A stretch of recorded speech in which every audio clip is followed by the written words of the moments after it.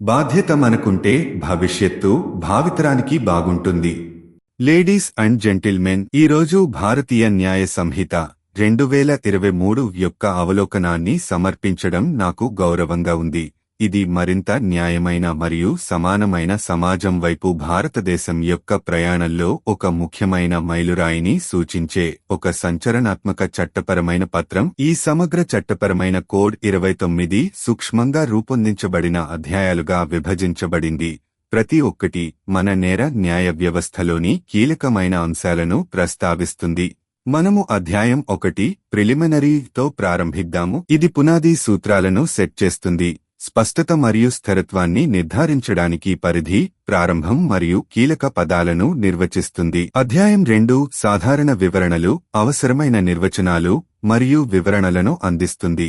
ఇది పునాదిని మరింత పటిష్టం చేస్తుంది. 3వ అధ్యాయం శిక్షలు, వివిధ రకాల శిక్షలను వివరిస్తుంది, అవి చేసిన నేరాలకు అనులోమానుపాతంలో ఉన్నాయని నిర్ధారిస్తుంది. 4వ అధ్యాయం సాధారణ మినహాయింపులు, చట్టాలు నేర బాధ్యత నుండి మినహాయించబడే పరిస్థితులను హైలైట్ చేస్తుంది, న్యాయాన్ని మరియు న్యాయాన్ని నొక్కి చెబుతుంది. 5వ అధ్యాయం అబెట్మెంట్ మరియు అధ్యాయం 6 నేరపూరిత కుట్ర, నేరాలకు సహకరించే వారిని జవాబుదారీగా ఉంచేలా సహాయం లేదా నేరపూరిత చర్యల ప్రణాళికతో కూడిన నేరాలపై దృష్టి సారిస్తుంది. 7వ అధ్యాయం రాజ్యానికి వ్యతిరేకంగా నేరాలు, యుద్ధం చేయడం మరియు దేశద్రోహంతో సహా జాతీయ భద్రతకు తీవ్రమైన ముప్పులను సూచిస్తుంది. చట్టవిరుద్ధమైన సమావేశాలు మరియు అల్లర్లతో వ్యవహరించే ప్రజా ప్రశాంతతకు వ్యతిరేకంగా నేరాలు అనే 8వ అధ్యాయంలో ప్రజాశాంతి భద్రపరచబడింది. 9వ అధ్యాయం ప్రభుత్వ సేవకులచే లేదా వాటికి సంబంధించిన నేరాలు,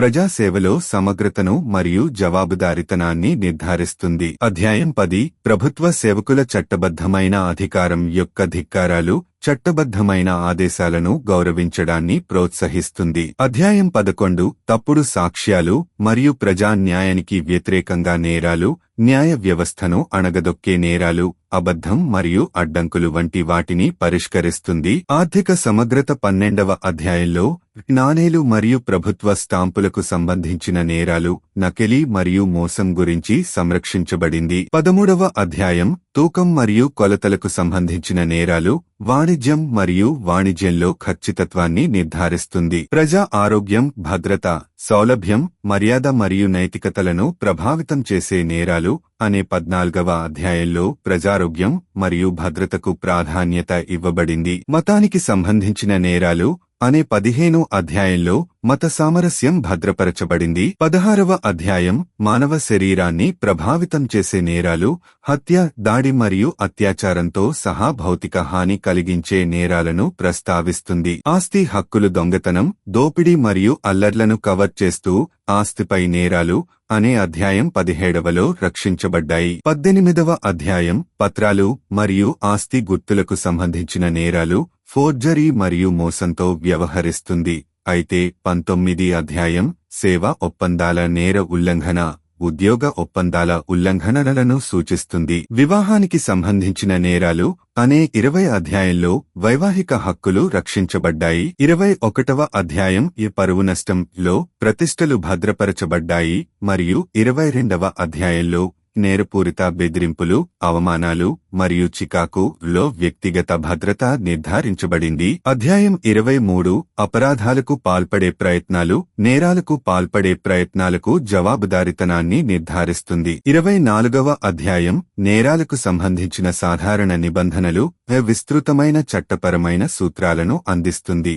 అయితే 25వ అధ్యాయం ఎన్నికలకు సంబంధించిన నేరాలు, మన ప్రజాస్వామ్య ప్రక్రియల సమగ్రతను నిర్ధారిస్తుంది. పర్యావరణానికి సంబంధించిన నేరాలు అనే 20వ అధ్యాయంలో పర్యావరణ పరిరక్షణ గురించి ప్రస్తావించబడింది. 27వ అధ్యాయం ఇన్ఫర్మేషన్ టెక్నాలజీకి సంబంధించిన నేరాలు, మన డిజిటల్ యుగాన్ని ప్రతిబింబించే సైబర్ క్రైమ్లను సూచిస్తుంది. మేధో సంపత్తికి సంబంధించిన నేరాలు అనే 28వ అధ్యాయంలో మేధో సంపత్తి రక్షించబడింది. చివరగా 29 అధ్యాయం ఇతరాలు సంహిత యొక్క సమగ్ర అనువర్తనానికి అవసరమైన వివిధ నిబంధనలను కవర్ చేస్తుంది. ముగింపులో భారతీయ న్యాయ సంహిత 2023 సమకాలీన సవాళ్లను పరిష్కరించడం మరియు న్యాయమైన, పారదర్శకమైన మరియు సమర్థవంతమైన న్యాయ వ్యవస్థను ప్రోత్సహించడం, న్యాయం కోసం సమగ్ర విధానాన్ని సూచిస్తుంది. ప్రతి పౌరుని హక్కులను పరిరక్షించడంలో మరియు చట్టబద్ధమైన పాలనను సమర్థించడంలో భారతదేశం యొక్క నిబద్ధతకు ఈ సంహిత నిదర్శనం. సమాచారంతో ఉండండి, సౌకర్యంతో జీవించండి.